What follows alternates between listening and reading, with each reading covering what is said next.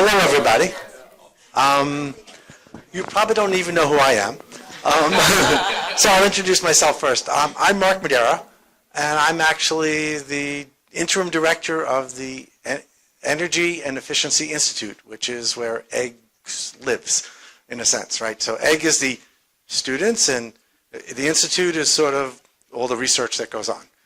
And so this is new as of 2 weeks ago, right? So normally I ran a place across the street called the Cooling Center. But now there's a lighting center, the Energy Efficiency Center, all these centers are pulled together under the Energy and Efficiency Institute. Notice how it rolls off my tongue so easily? After 2 weeks, after 3 weeks, I'll probably have it. So at any rate, it's my pleasure to introduce Miriam Piett. She has a nice long list of accomplishments and wonderful things that she's done, and I'm not going to tell you about that. I actually used to work at LBL, where she's now the boss. And I worked in that division for 20 years. She wasn't my boss then. No. Right, I'm too old for that. What's that? You could be the boss. Yeah, in theory, yes. But I didn't. At any rate, so you guys are stuck with me. But Marianne will give you a nice presentation on what kind of work she's been doing at LBNL. And the only important thing is don't jump ship and go to Berkeley after her talk. Okay. Thanks. Okay, thank you, everybody. Thank you. So we're going to start by going around the room. And before I talk about myself, I just want you to say your name and sort of what area you're interested in: policy, technology, renewables, transportation, efficiency. Just go ahead and just...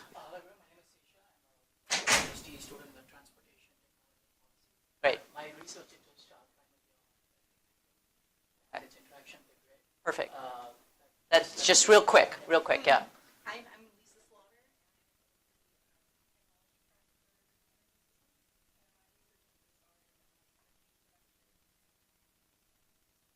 Great.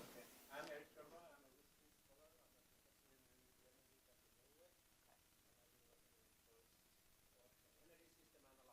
Okay. Great. John Martindale.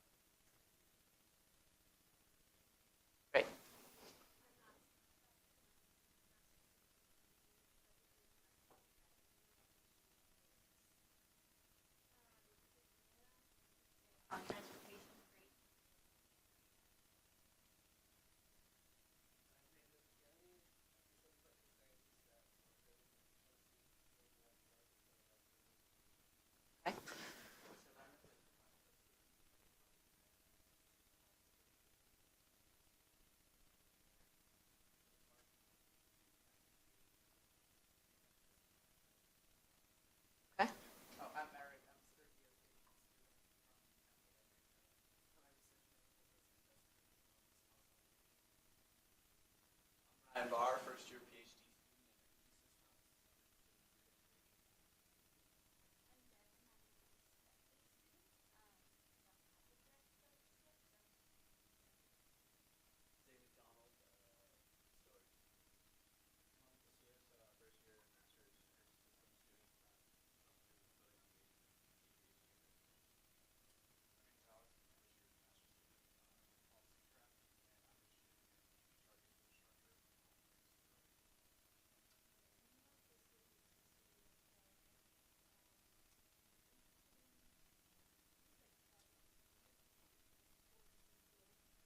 Nice.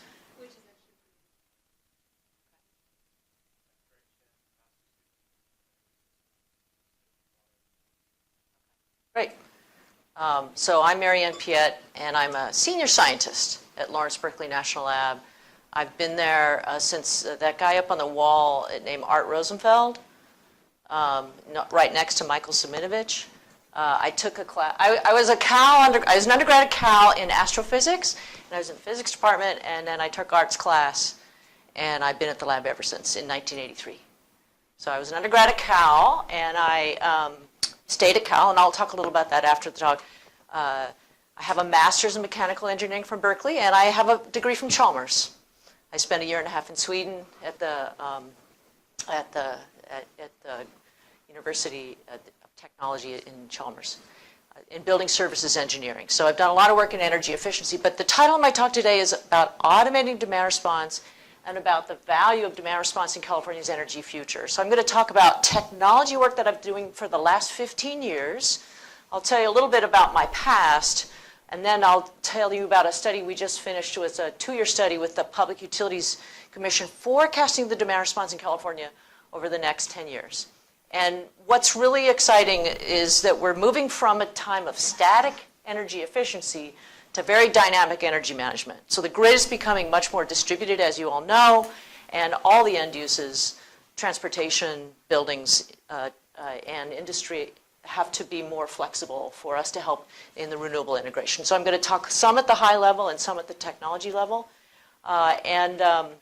My own background is a lot with commercial buildings, with control systems, and with commissioning and benchmarking and model predictive control. So remind me, Mark, time, how much time I should, so we have till 11:50, but I should talk maybe 45 minutes, and then Q&A, or 11:30-ish. Okay, so I will, please interrupt me. I don't need to wait till the end to answer questions. We can have a little bit of discussion as we go, but I'll cut it off so I can get through the material. So I'm going to talk with you a little about introducing you to Lawrence Berkeley National Lab. Has any of you been to LBNL? Okay, a few of you. Then I'll talk about automating demand response. Then I'm going to talk about these 2 questions, which is which service types, which kinds of demand response, and that's what's changing a lot. I'll talk about hot summer demand response and about renewable integration demand response. And a lot of you knew what DR is, right? Raise your hand if you know anything about DR. So more than half of you. And then I'll talk about the resource, the size of the resource that we've been modeling, how we model it for the PUC, and how much it cost. We'll start with the history of Lawrence Berkeley National Lab. This is Ernest Lawrence right here. And I think that's Oppenheimer up there. A lot of Nobel laureates actually in this picture. We have over 3,000 people. The lab was started because they were building cyclotrons, and the UC Berkeley campus couldn't accommodate those big accelerators. So they actually moved up the hill in the 1930s. And today I'm a UC employee. So the lab is actually owned and operated by the University of California. About 2/3 of our funding is from the Department of Energy. So we're a DOE national lab. Every year we negotiate our scope of work in building energy efficiency. We have our budget for the buildings research is about $47 million. So it's a pretty big portfolio. We do work on appliance standards, modeling. We do work on windows, and we do work on indoor air quality. Mark, I'm going to show you actually a technology that Mark Madera invented. So pretty broad portfolio, and I'll talk a little about some of that. We have 3 divisions at LBNL. We have the Building Technology and Urban Systems, which I'm the head of. We have this Energy Analysis and Environmental Impacts. That's our appliance standards team, which is more than $15 million a year they do. And appliance standards is how we set the rules to get the most inefficient appliances off the market. So they set standards for washing machines and dishwashers and all kinds of equipment. And then Energy Storage and Distributed Resources is we have a big battery chemistry group, and we also do grid integration. And I've worked across all these divisions. We're very matrixed. This represents about between 500 and 600 people, depending on how you count the grad students and affiliates. So it's a pretty big program at LBL. And I'm going to start with a little about the building sector. Probably some of you know the building sector is the largest in the United States. There's 3 sectors, 3 demand-side sectors: industry, transportation, and buildings. And the buildings uses 40% of the total energy is buildings. It's a difficult area to work in because it's a lot of different end uses. It's lights, and it's plug loads, and it's refrigerators, and it's heating and cooling.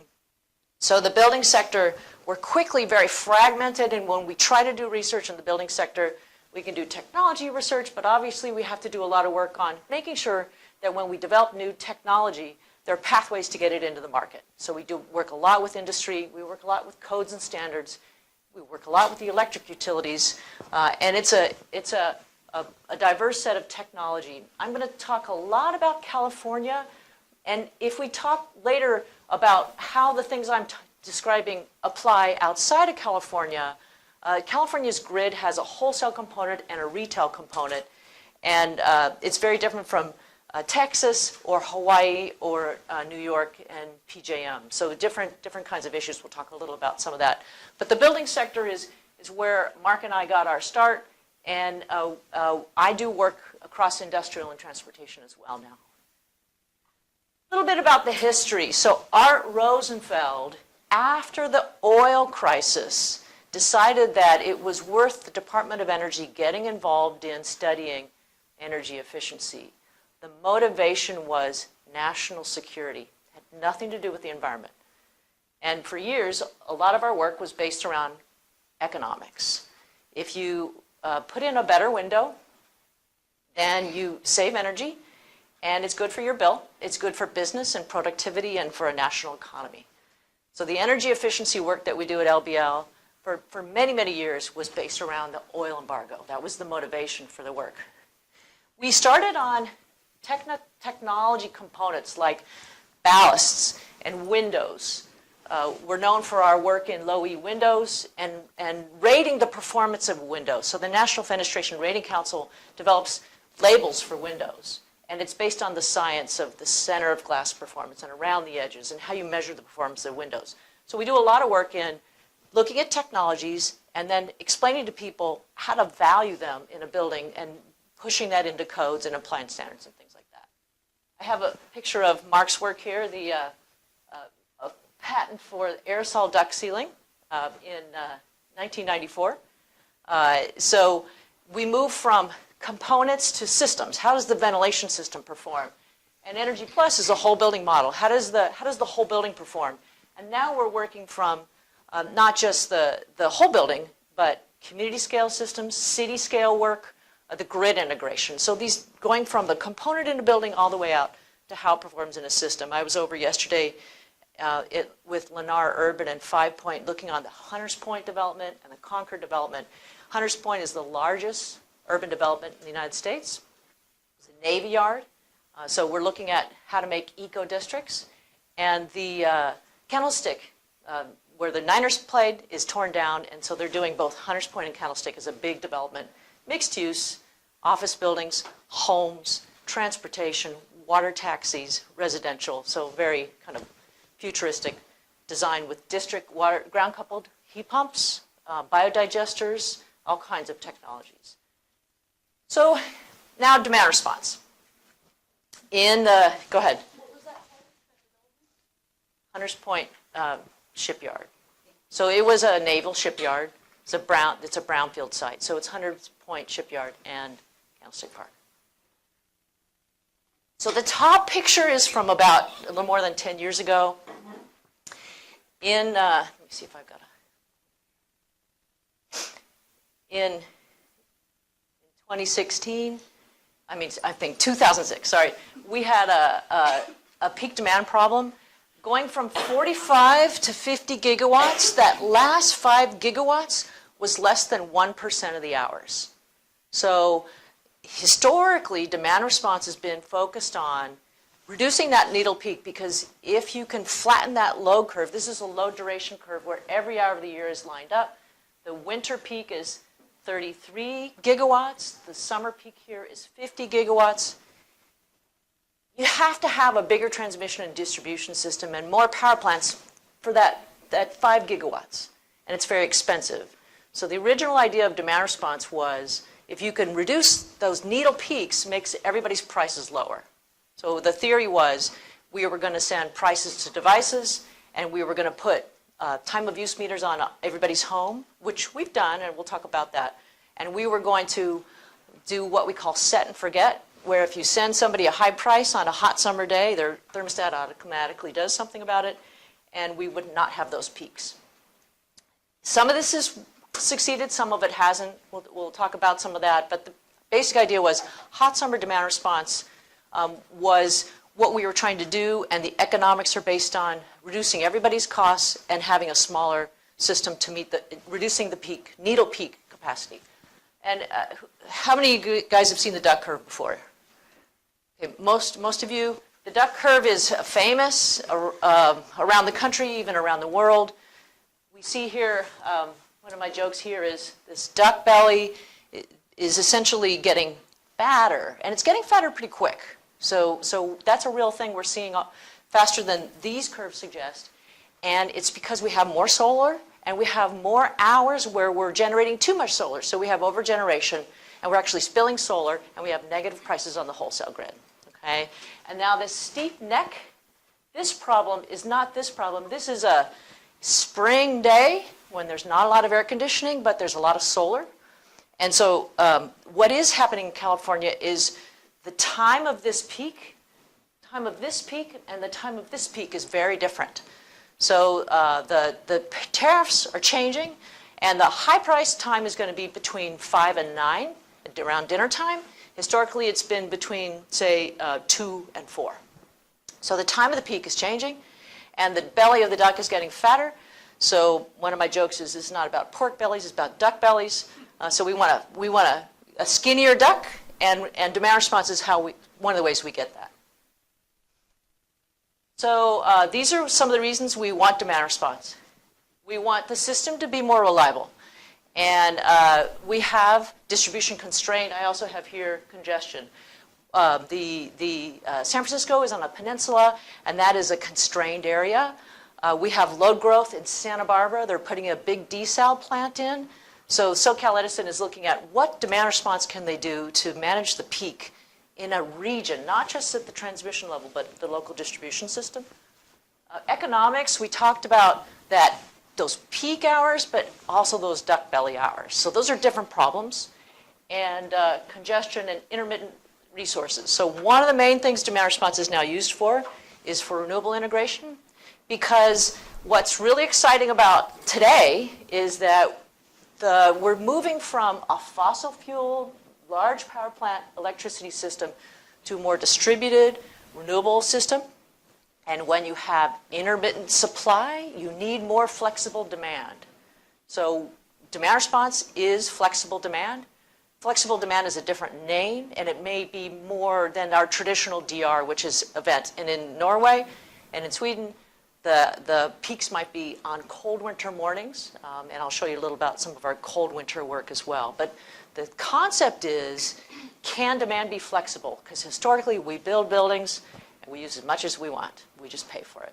But we want the building to be communicating with the grid, and that helps us achieve a cleaner grid, a more reliable grid, and a more cost-effective grid. So cleaner, more reliable, more cost-effective.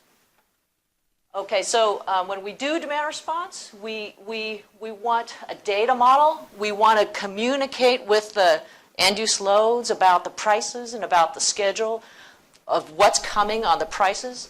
And we can do it automated or manual. Most of the demand response historically has been manual. So Enernoc calls up large customers and tells them, 3 o'clock tomorrow, there's an event. Please execute our predefined schedule. And it's people making changes on large equipment. When we move towards automation, there's a lot of different architectures for how we communicate with the end-use loads. And today, the desire is that the control systems actually receive signals in software. Today, there's still a lot of gateways, and I'll talk a little about the different way we get signals to end uses. But in the future, we want more interoperability. So we want buildings to come with standards that they can receive a signal in software. And Title 24 is actually one of the areas we're very active in, making sure the future versions of the building codes require the ability to receive these signals in a standard signaling system. Okay, energy efficiency is here on the left. And the definition of energy efficiency means you get the most service out of every kilowatt hour. You get the most lumens, you get the most tons of cooling, You get the best COP on your heat pump. So that's what energy efficiency means. And what we're saying now is that we're moving away towards a time where we can value the energy efficiency in a very simple way and think not just about how much energy we're using, but when we're using it. And as we move to the right, we become time of use optimized, and historically, the lowest prices were the middle of the night, and SoCal Edison has an experimental tariff where the lowest price is the middle of the day because of that duck curve. So that's a huge change in the way we run buildings, and all of our thermal storage systems are designed to charge ice or chill water. The Davis tank, I was just talking to the Davis facility manager, Justin, about the tank, and could we look at charging it to take more solar and selling it to the CAISO, and a Marriott in San Francisco that has an ice chiller system, because there's different markets now for making these storage systems very different than they've been historically. As we move further to the right, the fast DR has the most value, and for load following and regulation services, there's much more cost per dollars per megawatt, but those are harder. You need more fast telemetry and more granular control, and you may change the service level on an end use. The most common thing to do is to set a cooling load up on a hot summer day. The IKEA here in Sacramento, we've worked with a lot of buildings to show what they can do in DR, and it was actually running too cold. And for those of you who know about commercial buildings, American buildings are actually too cold in the summer and too warm in the winter. So there's been an easy DR cream skim just by resetting it. We reset that one up there, and they said, oh, this is more comfortable. And we said, well, that's not demand response, that's energy efficiency. Okay, so give it to energy efficiency whenever we can. And make sure that the facility manager understands when he changes a set point what it does to his electric load shape. And so today, you pay the bill once a month and you run the building. But in the future, you really want to understand that load shape. And we're now, with the Internet of Things, we can get that data and educate a facility manager in a much more intelligent way. So the really fast demand response has to be automated also. You can't do 4-second shedding without automation. So the fast DR is very important. You need a portfolio of DR. We'll talk about that. This is what OpenADR looks like. This is a demand response. I run something called the Demand Response Research Center. The funding for this started in 2002, and at the time we were just coming out of that electricity crisis. The idea was, could we develop an open signaling system where we allow buildings to receive signals from the utility? So Edison, PG&E, SMUD, San Diego Gas and Electric, they all have one of these servers. And every minute of the year, these servers are talking to many buildings. Today, those servers also talk to Nest thermostats. So there's a long story about what happened with the Zigbee radios and the smart meters. We could talk about that if there's time. But the most important thing is to know that we moved from, we were looking at Zigbee for homes, and now we're actually looking at Wi-Fi for homes, because the Wi-Fi is becoming more prevalent. But essentially, the OpenADR is a language of grid signals. It's got integers and prices and kW shed reduction levels. And you can take this data and to put it into an application layer XML model. We use the internet, but we could also use FM broadcasts and other forms of communication. And it's a client-server system. So the utility sends a signal to the building sends a signal back, says, okay, I got it, it's 20 cents right now. It doesn't send the kW back. It can send the kW back. So there's a lot of different ways you can do the demand response. But currently the way we're doing it is with, mostly it's a two-way system with encryption and authentication, just like a banking system.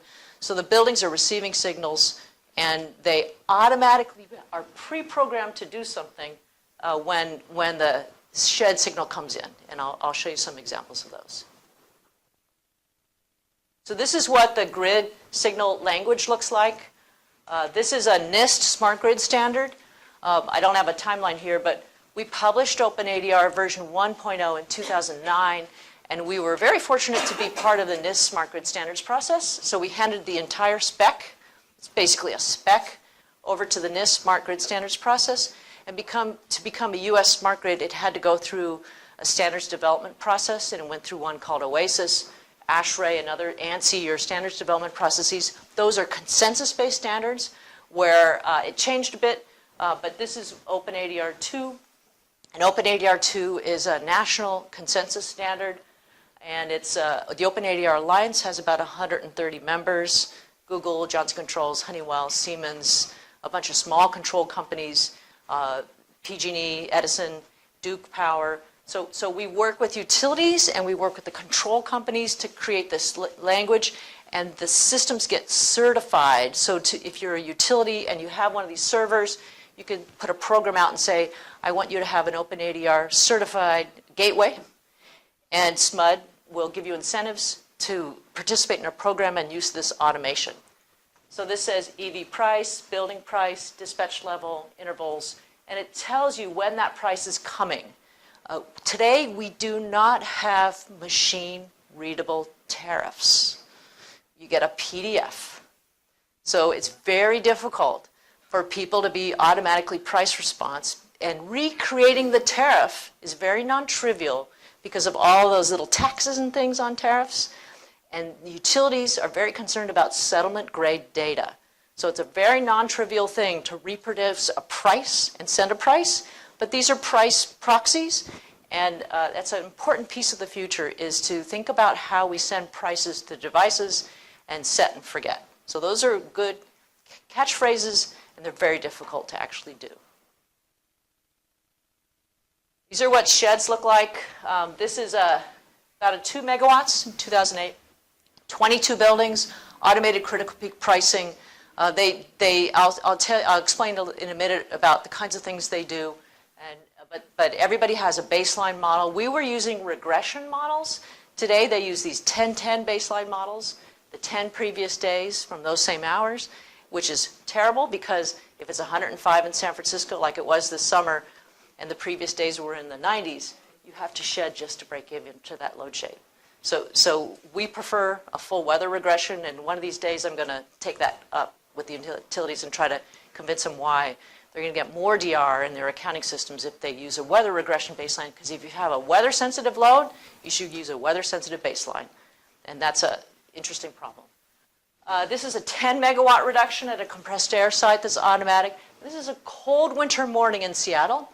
So we took the same ideas and we said, could we do this in commercial buildings in Seattle?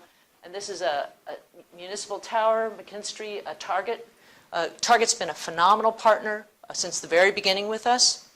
We do a variety of stores, and these are what the sheds look like with the baseline and then the shed levels from many, many buildings. And then this is this line here.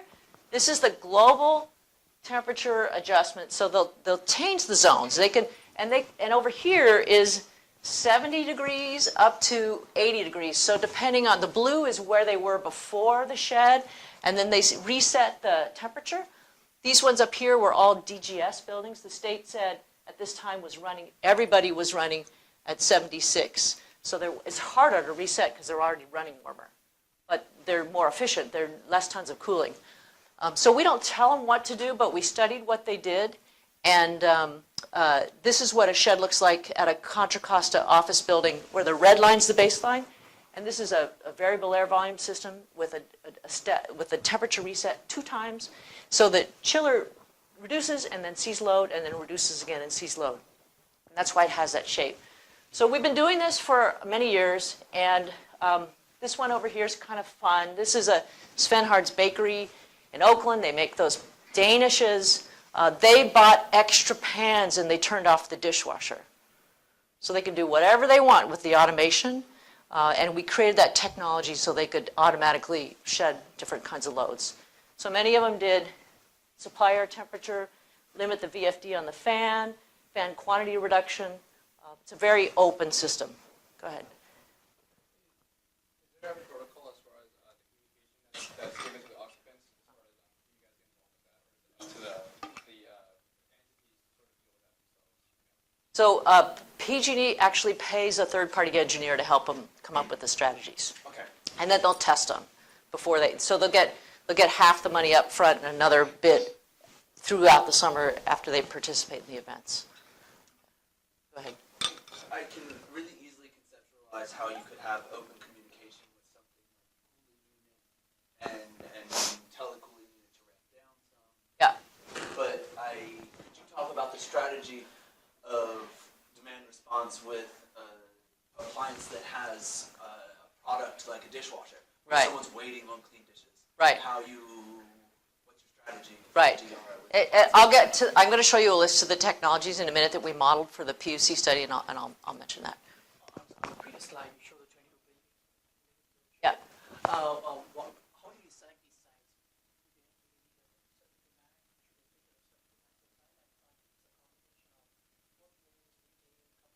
Yeah. Okay. So those are these buildings here. And for those of you in the back, so this is a high school, IKEA, Target. There's a Safeway here. There's some office buildings. They were recruited into the program by the PG&E account reps, and at this time there were any buildings over 200 kilowatts. Small commercial are a lot harder because it could be a chain, but it's really hard to go to, a knitting store or a dentist office. It's not as sophisticated. So these are more sophisticated. And in general, recruiting is hard because there's a lot of sophistication to understand this.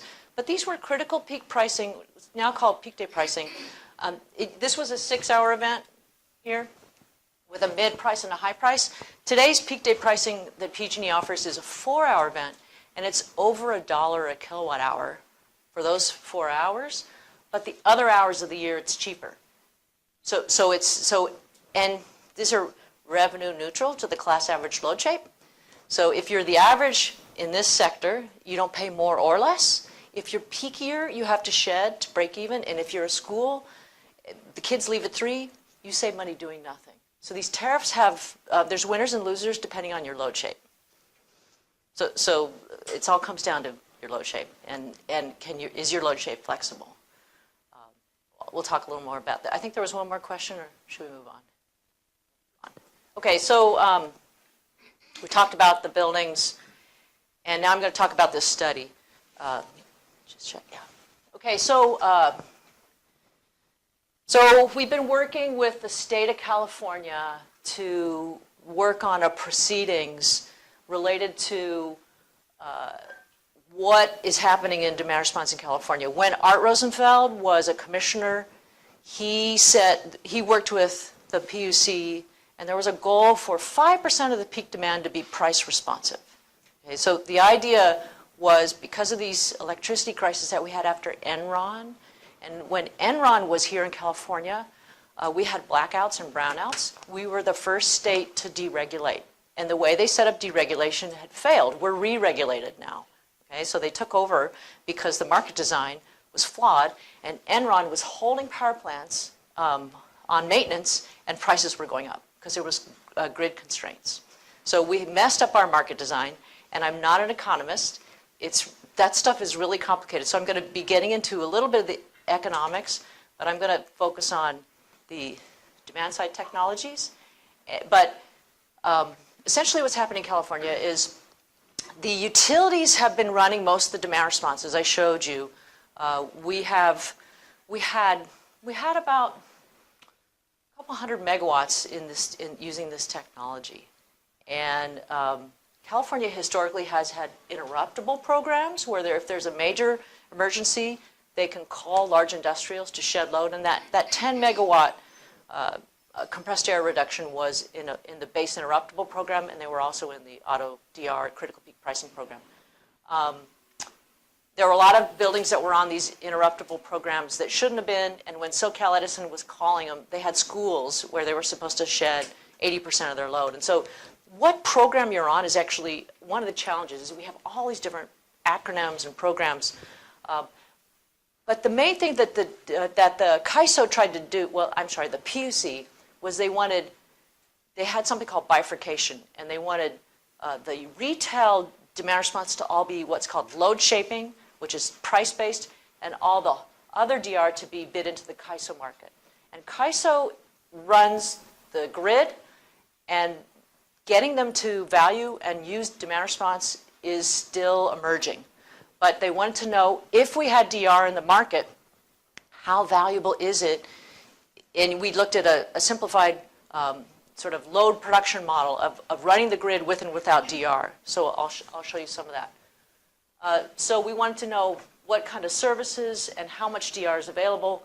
And this was published this past spring, this study. So we've been doing this work for a while now, and there's going to be a phase 3 as well. So one of the things that we did in this study was we defined 4 types of grid services: shape, shift, shed, and shimmy. Easy to remember. Shape means price response. So you have a shape if you have a time of use tariff. PG&E and Edison are going to put everybody on TOU, even residential. So that's a good step forward. We put in meters everywhere, and we're going towards default TOU. Exactly what that tariff design is not a done deal. Shift. Shift is about duck bellies. So it's about using more renewables and shifting. And they wanted a take product. So CAISO's actually wanted to pay people to take electricity. And I've been very unhappy with that concept because I'd rather shift load than consume load. You don't want to just spill energy. Turn on lights when nobody's there. You want to use, because energy efficiency means you're getting services out of the electricity. So you don't want to dump electricity, but that has been considered. Shed is our traditional hot summer DR.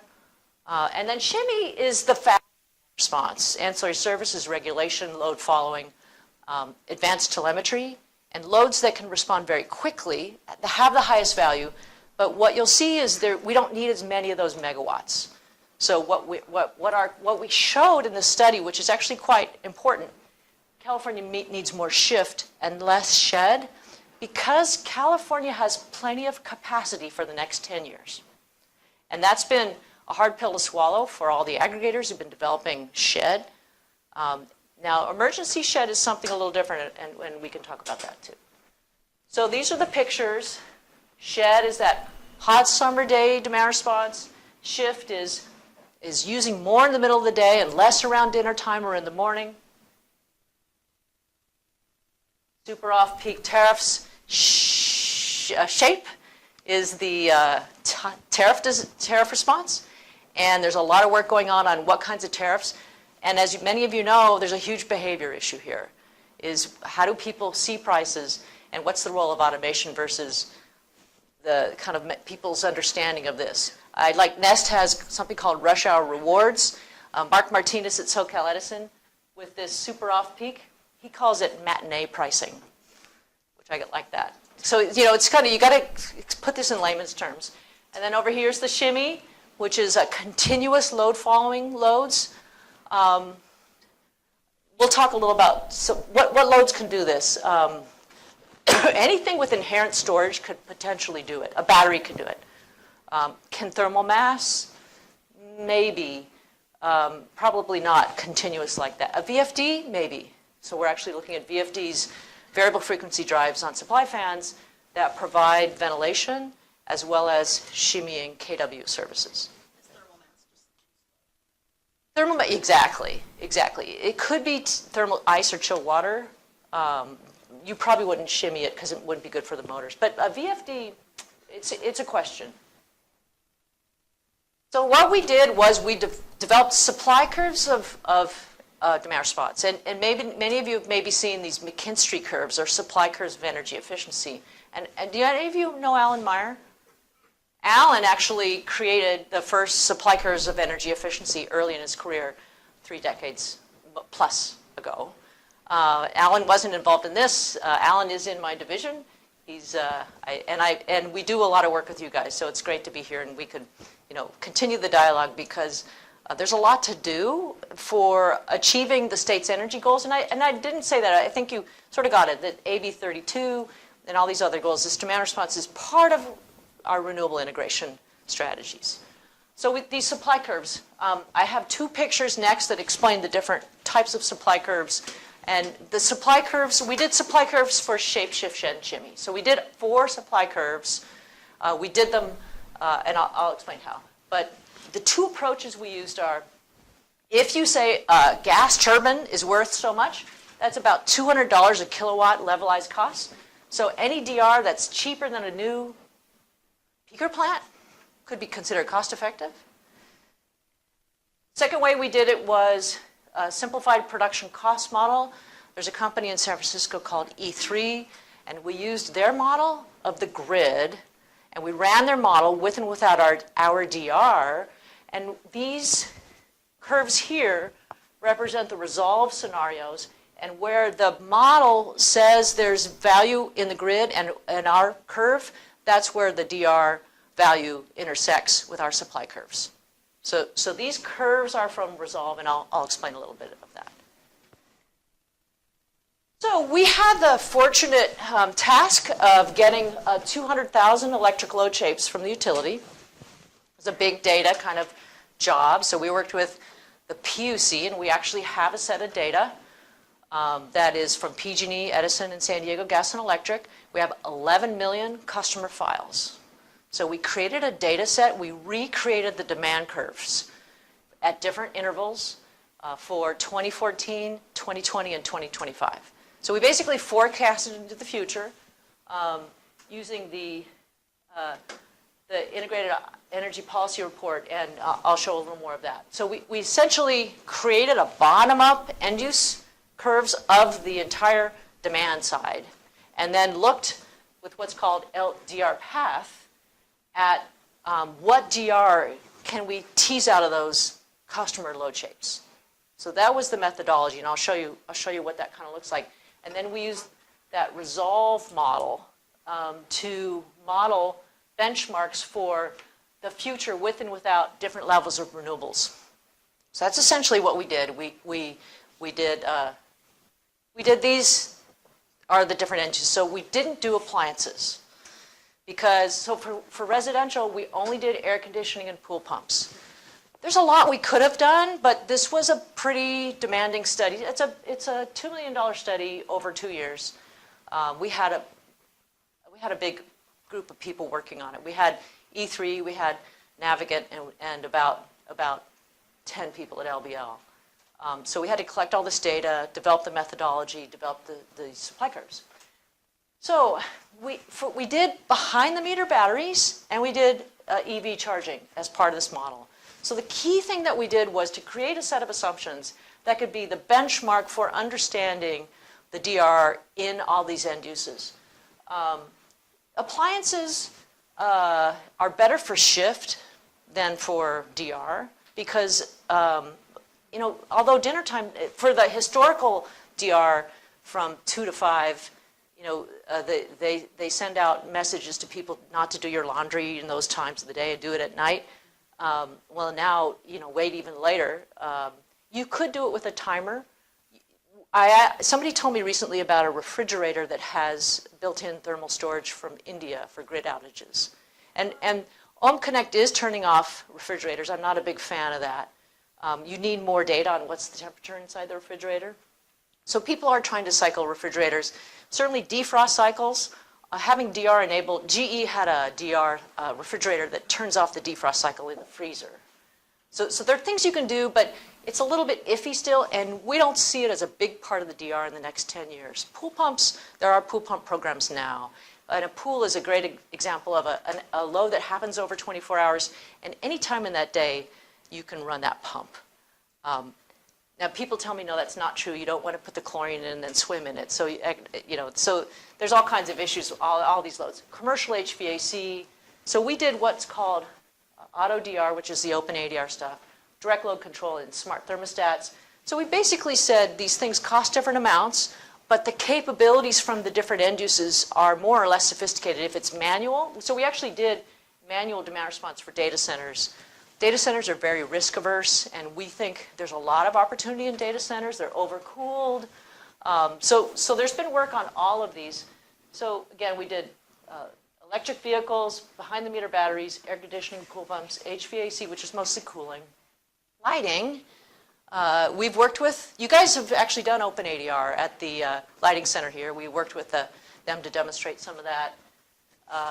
Refrigerator warehouses, a really good participant. Those are really well insulated, and you can actually turn them off. Some of the big frozen ones you can turn off for literally 24 hours.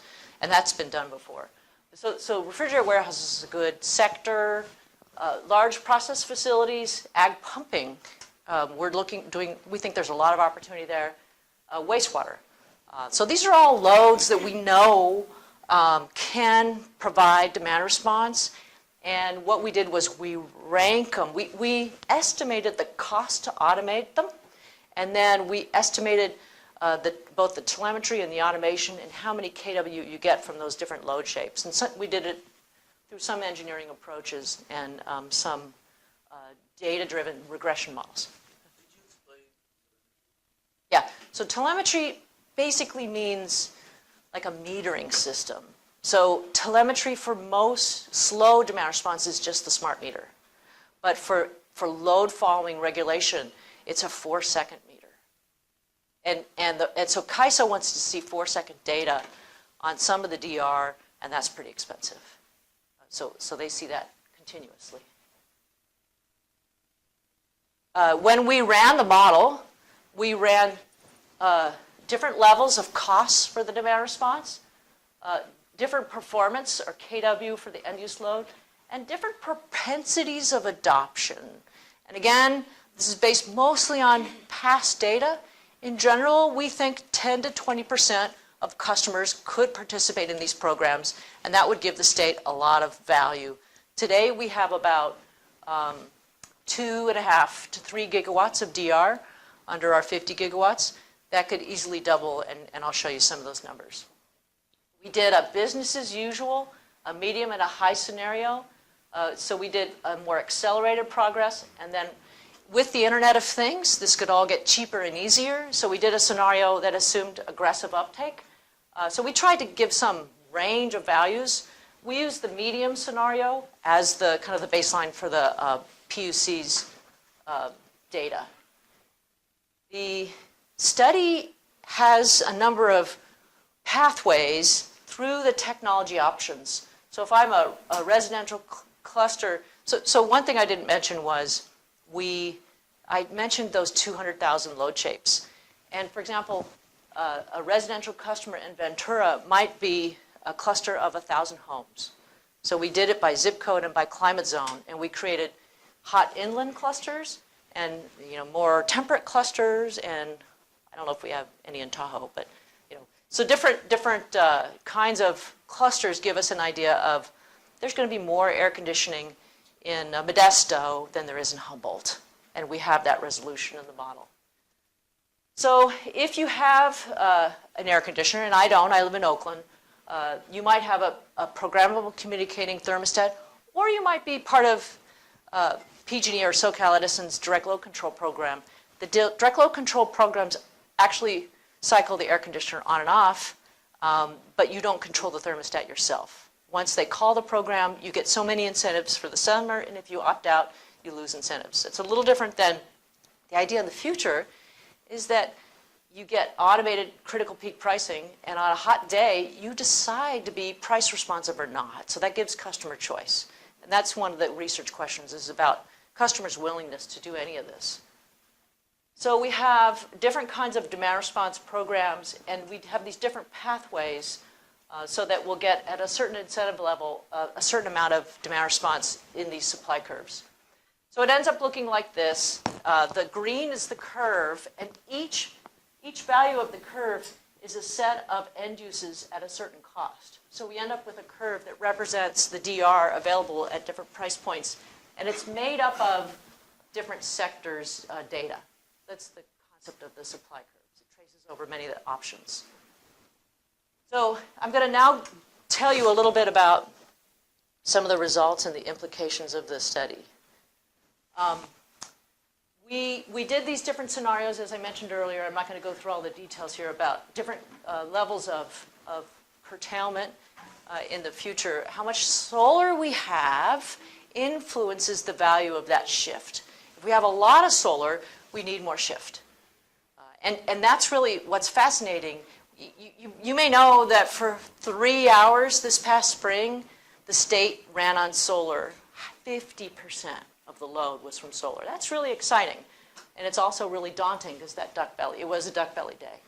So we need to take that solar, and it really changes the way we use energy if we want all this renewables. Now, if you wind, it's different. Wind is not the same shape, and it's less predictable. We have clouds come over, our solar changes. We had a big eclipse, and there was a lot of look at what was going to happen to the solar. But solar tends to be more predictable.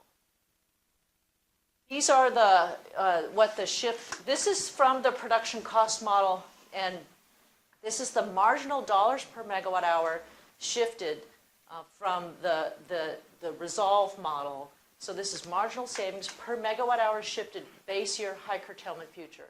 And you'll see this big jump here is as the solar gets built out, there's more value from the shift. And you can see that if we want to shift 5% of the state load, that's worth about $40 a megawatt hour in 2025. So these were models run by Resolve by E3. This is what the shift curve looks like. Because of time, I'm going to sort of move on. This study is all available. I can send you the link to it. And it's a pretty heavy read. And we're trying to write a number of papers digesting pieces of it so that people can understand. And it's got an extremely long appendix that goes through all the assumptions. So they're all there. So here is one of the shift curves. And the way you read this is at $50 a kilowatt hour, we're getting a lot of commercial HVAC, industrial process, and industrial pumping. These are the different end uses. So, for example, a battery is the red here, and it's quite expensive. So they're not very cost effective until we need more of the shift on the grid. So we had, for under $50 a kilowatt hour, we had industrial process pumping and some HVAC. Batteries and EVs are expensive. And it's important to remember, for batteries, this is about when to charge them. We're not selling the battery back into the grid, but we're changing the charging cycle. So we modeled that in the. This is one of the most important slides in terms of the results. Shape, we get shape provides shift, and shape provides shed. We get about a gigawatt of shed from shape. Okay, if you use a dynamic price or a TOU price, you can get a gigawatt that's very low cost with prices. 2 gigawatt hours of shift from shape prices. Shed, we found a big range in how many gigawatts was considered cost effective, depending on which of those price references you used. About 10 gigawatts if you use a normal combustion turbine. But because we have so much capacity, we only need about 2 gigawatts that's cost effective. And that was a concept that not a lot of people were happy about, because there's a lot of aggregators trying to provide DR. But the hot summer DR is not worth so much because we have a lot of capacity. So we can bring in more capacity and meet those peak hours. That renewable integration is more valuable. And we had about 200 to 500 million a year by getting 2 to 5% of the load to shift. So this value here is an average value, and I think the next thing I want to do is look at the seasonal value. We need shift in spring more, so it might be a higher percent in the spring and lower percents other times of the year. That's an average. And then shimmy, 300 megawatts, but we only need $25 million of it. So it's not worth as much in the market. And so we actually modeled the shimmy service in the Resolve model, and that's not something we need as much of. So that's it on the study. I'm going to tell you a couple of more things about where this work is headed and how we're going to get there as a state. We have a new facility at LBL. It's called FlexLab. It is a set of side-by-side test beds. We recently got Tesla batteries, and we have PV systems. These are our mannequins from UC Berkeley. They have heat tape on them. That's an infrared scan. So we do studies on how do you make building loads more flexible. This facility has, you can see here, 2, 4, 6, 8 test facilities. We can control one way and the other another way. This one at the end, it actually rotates. Recently, we had a photovoltaic window in there, and we tested it as a PV and as a window. So we looked at the shading coefficient. This particular picture here is a Genentech's office in South San Francisco, and we put in the actual windows, and we put their desks, and we put they had a phase change material tile by the window to make it more comfortable because that's where the sun is hitting, just like here. And we tested the lighting controls and the automated shading. So we do a lot of work to try to look at moving from those components to that system issue I was talking about earlier. So we can test a window, we can test a light, but testing them as a system means you know how to control them as a system. And that is a challenge engineering problem that takes PhD students to do these things. So we want to make it easier for people to do these kinds of things. And we're really excited about our Tesla batteries.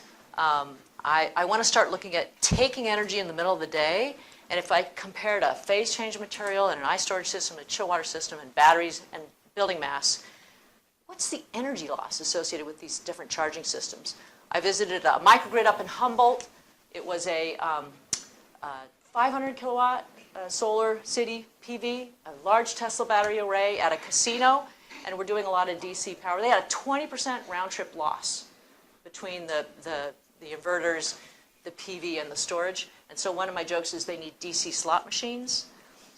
We do a lot better, and it's true for Vegas, so it's a business idea. Somebody needs this DC slot machines. It's going to take off in Vegas for green casinos. Oh, this is a PV window. So the PV window, building an integrated PV is coming. It's still expensive. This window actually made the room cooler than the room next door because it provided some natural shading. So we actually had the one window, it was a conventional one, and the room next door had this window. And so we tested this, so General Services Administration, GSA, is going to try it, and this is Solarius, the company. It's very expensive, but this kind of technology is going to get cheaper with volume. San Francisco has 6,000 photovoltaic systems. Less than 1% of them can be used if there's an earthquake. So batteries are going to help for demand response. They're also good for resiliency. And after fires in Harvey and Puerto Rico, we know that California is not ready for an earthquake, and the grid will be down for a while. And if people had a Tesla battery in their house, they could use their PV when the grid is out. And we did a small project with DOE about the automated transfer switch and how do you retrofit those systems. So I think this is a really important thing for cities to work on improving resilience for disaster recovery. A couple of quick comments. I got 2 or 3 more slides and I'll finish up. I do a lot of work on model predictive control. And today you pay the bill once a month and you run the building. In the future, you need a model because the tariff is getting complex. You're going to have storage. You're going to have a weather prediction. And you want to be able to run that as a system. And that's really hard for a facility manager to do all that set point optimization without a model. So we're using things like Modelica. And this is an example of you have your facade, your HVAC, your controllable lights, a demand signal, PV, and a battery. And to run that as a system is very challenging. So we need to look for ways for control systems to be able to do all that set point control to make sure that those electric loads are providing the most value to both the grid and minimizing that bill. So this up here is a fault diagnostics system. They also can provide you with FDD, set point, chill water set point, return air set point, and then integrate with the grid. This is my last slide. And so the theme here is that historically we did static energy efficiency, putting in a better window, putting in a better refrigerator, but the future is about dynamic energy management. And it's much harder for a building to be part of an integrated grid. But for us to achieve our renewable goals, you need the building loads to be flexible. So it's an important area. The Internet of Things is making it easier to control, easier to do end-use metering. So there's a glimmer of hope that we can actually do some of this. It's still hard today, and the economics are evolving. And I think resilience is going to evolve as In LEED today, there are points for something called passive survivability, which means you have good insulation, you have a good window, you have a cool roof. So your building, if there's a power outage, can actually be shelter in place at a reasonable service level. So these storage systems, they will help for resilience as well as grid integration. So it's a new time for the buildings and transportation and industry, but the buildings are evolving quickly. So I want to stop there and take questions. Just a quick question at the wholesale level. Okay, so how much of the market clearing is forward, day ahead, and real time? Because as we talk about more and more DR, Right. do you anticipate more volatility Right. or more stabilization at the wholesale LMP? So just try to put the distribution piece on how it's going to impact Right. the clearing. What is your I couldn't tell you. I mean, it's a good question, and the one thing I'll say, the unfortunate thing is that the retail prices and the wholesale prices are sort of not integrated. So the retail prices are for cost recovery for the utility, and is there a way that the retail prices could reflect some of the wholesale conditions? Because when you participate with a load in the grid at the wholesale level, there's very specific rules that are part of the baselining and settlement. And so it's a really slow, cumbersome process. So the loads really aren't part of the market yet. And that's one of the challenges. As you mentioned, that one of the challenges here is that the wholesale price is so different from the system price. Yeah. So, like in Norway, 1/3 is the power price. Yep. And that means that if you have a 10% change in the system price, you Yep. will have 3% change in Small value. And if you take that to the larger customers, then you have these complicated grid tariffs. Yep. That even are, sometimes they are load based on load Yep. on a monthly base, so it might be sort of a different Right. incentive. So one question I have is if you instead of have this real-time pricing, just took historical prices and Yep. reason took the deck curve Yep. for that sector and region and implemented some of these load savings Yep. structure you have, you will not be perfect and it will be And so you're saying, you might sort of achieve maybe 80% Exactly. of it. no, so with retail prices, with local prices, you're saying, I agree with you. In general, the more you can do with prices to consumers, it makes the settlement and the DR measurement much simpler if you could do it through prices.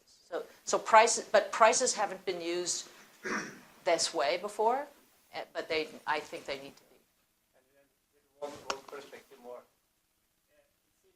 A lot of this work and changes in energy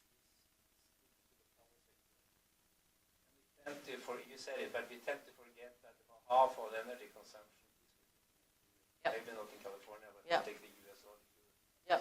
as a whole. And the renewable share or rate or Yep. emissions from that sector is even worse than the power sector. So if you want to achieve some of the goals that sort of underlying, I agree with we you. have to integrate these sectors. And Yes. then it opens up for also much more efficient storage. And do you mean district scale or? Yeah, but it could also be even a hot water. Yeah, The hot water. could Yeah. be a very efficient way of both have storage and so not only looking at the current system, but looking what Right. kind of system will we have. Do we need to have in 10 or 20 years and see what are the flexible options on that I agree. system. If hot water, so California right now is gas, Yeah. but we will electrify our hot water, and we should be using heat pump storage water heaters. We should be using electric heat pump water heaters. I'm absolutely certain from an efficiency and a flexibility perspective. And storage. Well, that's what I mean, a heat pump storage water heater. So a local tank that's overheated and has some flexibility, but it's expensive. But it's like, how do you value investing in infrastructure for the future? But water heating, definitely. Solar, Yep, vertical yep, facade. yep. Common? Yeah. Yeah. Why do you think Well, I mean, I I've lived in Europe for a while, and the European building sector, a couple reasons. U.S. buildings are super first cost conscious. We build low first cost buildings, and and like in Sweden, there's not a speculative construction market. You can't building a building and just sell it. It's not the same market design. So we have this market design that has caused us to have really bad buildings. And a PV window means that you're going to own and operate that building. So we buy and sell buildings a lot here. So there's three categories. There's government owned, there's owner occupied, and there's leased buildings. We have a lot of leased commercial office space. The government, GSA, knows that this is a long-term investment, and they'll look at a 10-year payback. A lot of owners won't, and a lot of leased buildings don't. So if you want to own and operate a building from a cost-effective perspective, you would value those technologies, and we're super first cost constrained. Yeah, we'll go around. A lot of this, a lot of the Yep. depends on IoT. Yep. I get hitting on that. I have a question about security of IoT. Yep. Because IoT was kind of at the center, dying to that takedown. So my question is anyone at LBML looking at security of IoT devices, Yeah. not just the APIs, you can secure the APIs on your side, Yeah. but a device that's going to sit in a home or building for 10 years when software is only the other service for 5 years at Right. a time. Right. Like, how does, is that being looked at as a Yeah. potential risk or threat? There is a big groups at DOE on cybersecurity. I'm not involved in them, but I do know that in terms of this architecture, it's secure from PG&E to Nest's cloud, but from Nest to the home is proprietary. So that's one of the challenges is the encryption and authentication that we put in the large commercial buildings is really expensive to manage that infrastructure for a home. So we've gone to cloud-based automation, and the cloud vendors. We had a Nest events for SoCal Edison, and they missed a whole event, and they had one event that was 2 hours wrong. It was started at the wrong time. So we know it's not end-to-end open ADR, and it's one of the challenges. The architecture is not at all, it's a very important piece of it, and it's a challenging piece. So if you're focused on demand response, with sort of this assumption that is probably pretty accurate that the whole duck curve is going to get worse over time. But there are some people talking about things that might lessen the duck curve without demand response, like a super grid or things like that, that would even out the Yep. availability of renewables over time. Yep. Is that something that you guys are considering? Well, I don't, people will say, well, what if we just sell that solar outside of California? So yeah, that's right. But I think the nature of the renewable, like local PV and local load, that always will make sense from a microgrid perspective as well as from a larger system perspective. But you're right, the economics for the CAISO grid will definitely change, and that could make a big impact on it.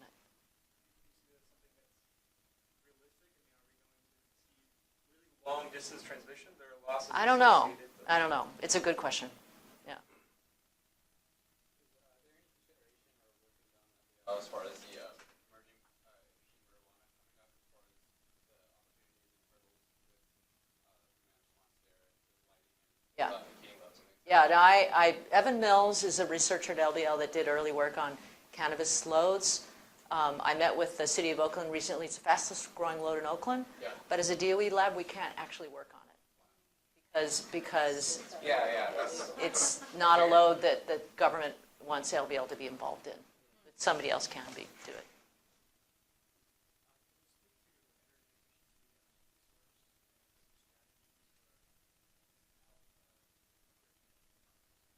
Yeah. Yeah.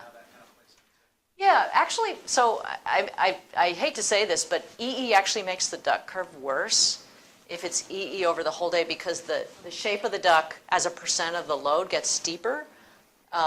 Obviously, EE around dinner time could help a lot. And so EE, depending on what end use it is it nighttime lighting? Is it, ironically, an efficient air conditioner makes the duck curve worse. But except when you get home, if your air conditioner is efficient, it's going to reduce that. In general, EE, the biggest challenge is that the total resource cost test and all the cost effectiveness economic tests that we've used don't consider the dynamics of the system.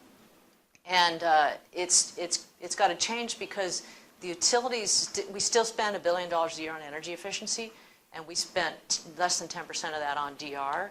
So it's valuing the DR is complicated, and I showed you one way to value the DR. Valuing the energy efficiency, an average kilowatt hour is much easier to value than a peak KW.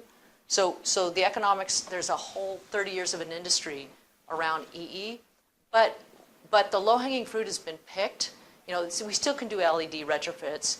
HVAC retrofits are expensive. Facade retrofits are expensive. You know, so some of the basic things always make sense, a good motor, a good light. But the next scale of the system retrofits are really expensive, but they need to be done. So it's kind of a mixed bag.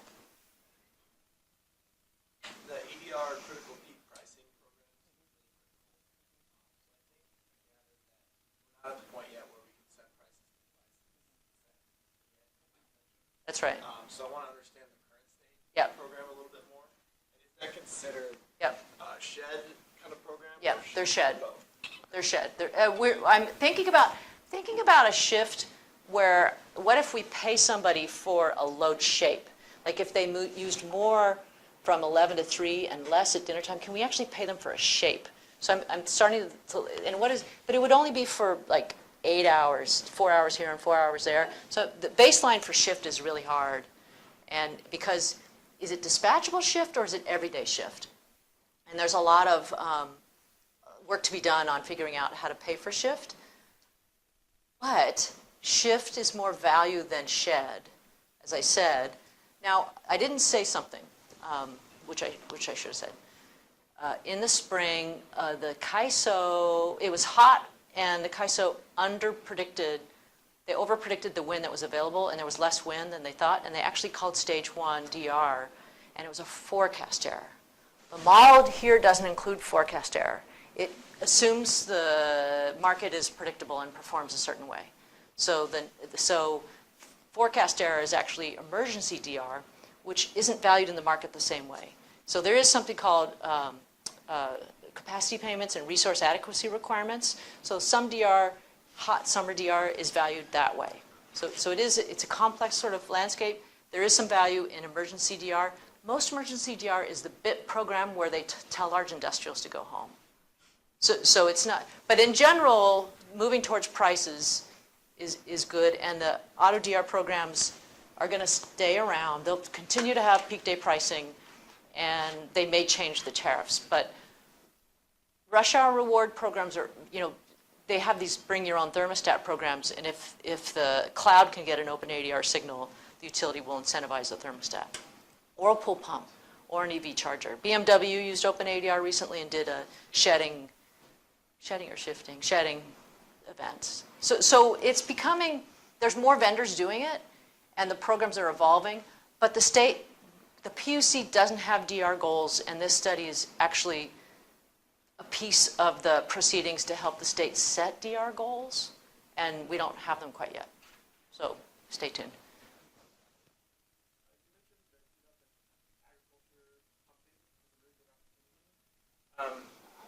I have a little bit of experience with that, and I've gotten the impression that farmers are really resistant to that. They're sensitive about people getting involved with water use, and a lot of times they pump water when they need water, and they're not sensitive to price signals. So I was wondering if you could speak a little bit to how we might overcome that, those obstacles. The only way, and it's a good question, the only way to do that is to provide telemetry platforms that give them power data as well as soil moisture data and price data. So KW, price, and soil moisture.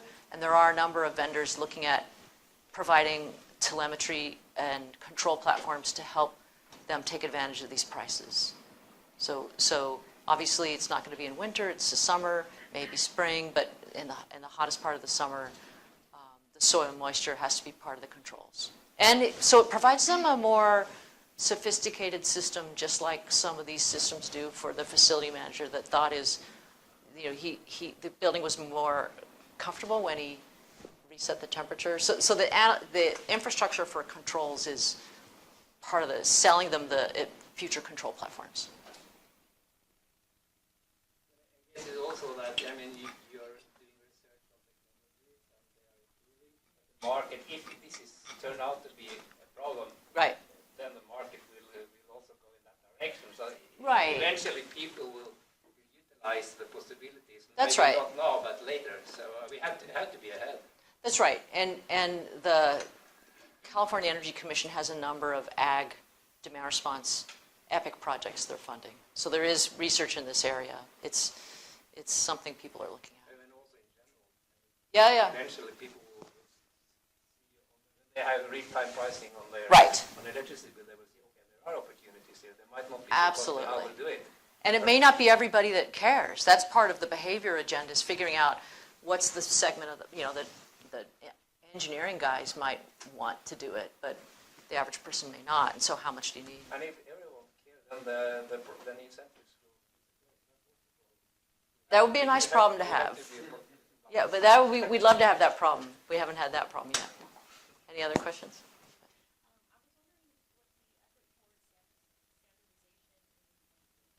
Yeah. Is Haystack involved? So Haystack, I'm a big fan of Haystack. Haystack is definitely for something like, oh, wait, it's wrong direction. That picture of the control system, Haystack tends to be HVAC oriented, but with this picture here, Haystack is an example of an enabling technology that will allow you to do DER more easily if you have set point conventions and say you sell, actually there's a company called Encados that's using something called Sedona and Haystack, and if they could sell a DR app with an interoperable control platform, and as control companies try to make controls more interoperable, Haystack will help them sell new apps, potentially. For a standardization of control systems in buildings? You mentioned Yeah. like 12 different Right. JCI, Honeywell. JCI controls, Yeah. Yeah. Siemens, all these different companies. Yeah. As far as their openness Yeah. for the backnet and Yeah. protocols, is there push for that? So LBL has a project called Open Building Controls. It's Modelica based, and we're implementing ASHRAE Guideline 36, which is a standard sequence. I was at the commissioning conference in Salt Lake City this weekend. Somebody told me Guideline 36 is way too complicated, and he was on the committee, and he's on our Open Buildings Advisory Group. And so, sequences of operations and building controls there's the proprietary language, and then there's what's the sequence, Yeah. and what's the HVAC design. So those are all complicated things, but in general, I think the industry sees that it wants to move towards more standardization and interoperability. That's kind of a motherhood and apple pie kind of answer, but there's a little bit of movement. It's getting easier to trend log. It's getting easier to archive the data. Haystack is making progress. The UC campuses are thinking about standardizing on SkySpark. SkySpark's not cheap, your guy here, Justin, said he got a SkySpark thing, and it gave him too many alarms. Examples, Yeah, so that's a problem. So it's all this stuff, but we're making progress. Any other questions? So let's see. I think I'm over my time. Yeah, thanks. All right.